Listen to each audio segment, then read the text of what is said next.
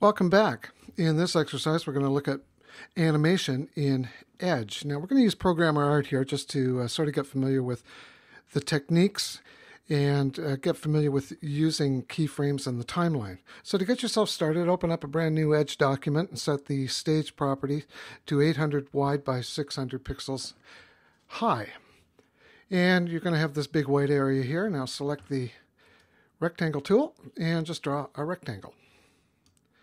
And when you do that, you'll notice that the rectangle is sitting on the stage and the properties open up. Now, the one thing you can do with this is you can change the name. Now, I want you to pay attention to this and over here in the elements. Remember, these are divs. So we're going to name this box. And when I hit the return key, it's named box here and it's named box here. Now pull the timeline across to the 1 second mark and move it across. And as soon as you release the mouse, you'll notice that you've got the new location. Now if you want, you can move it back to your start position, sort of here, and just get your animation to move that way. Here's another way of doing it. Just select the box and delete it. And we'll try it a different way. Draw your box, come back to the 0 point, and this time add a key, name it box, of course.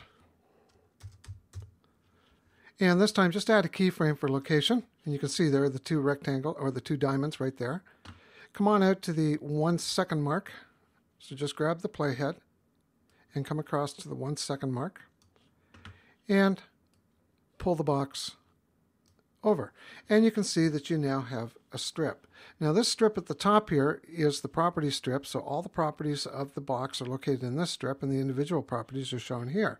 So if I twirl this up, you can see I've just got the strip. And if we come back to the start and press the space bar, you can see you've got the box moving. Now if you want, you can also have the box change color. So if we come to the halfway point here, and we choose to change the color, you can just select the keyframe for color. See, there's the keyframe, and change the color. And then we'll take it back to the gray color that we started with at the end. So we'll just come back here. And if we come back and press the space bar, you can see that it morphs into the gray color.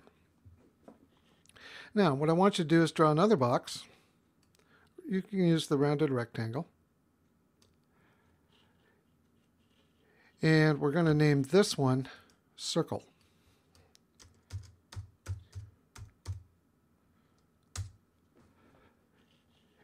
And what you're going to do is you're going to come down back to the start of this. You're going to come to the box tool here, and we're going to round it off to make it a circle. So just pull it in like that. That's good.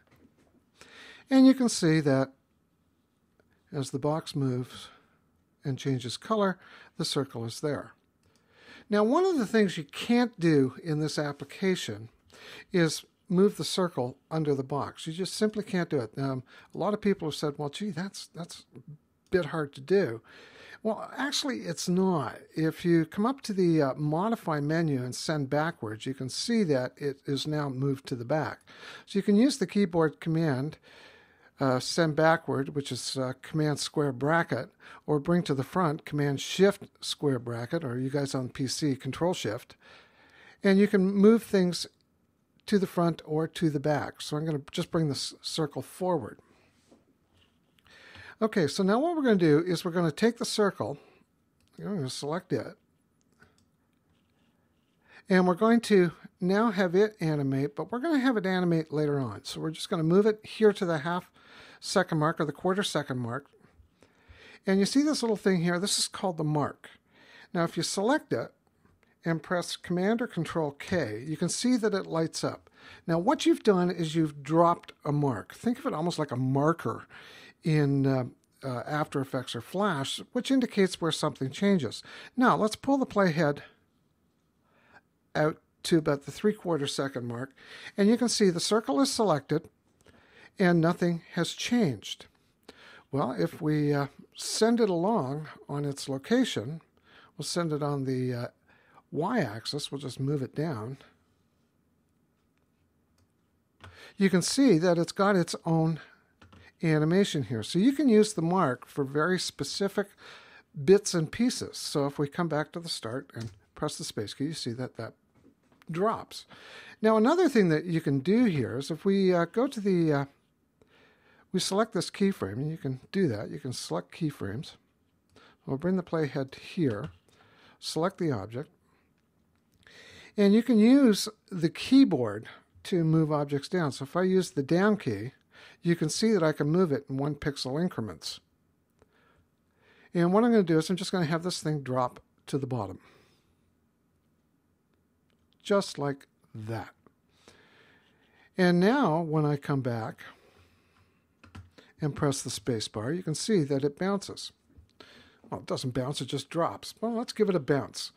Now to get something to bounce, you just click on the stage, click on the object or its space bar right there, the transition bar, and you can see that there is easing here. And these are all a bunch of eases that are built into the application. I find them a little difficult to understand, and I'm sure that this will be dealt with in a subsequent revision of the application. But if I choose the ease out bounce, watch what happens when this animation goes. So I come across there. You see, it bounced.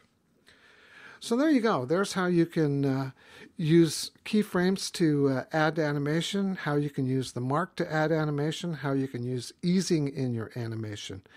In the next exercise, let's start working with actual content that comes into the app. I'll see you there.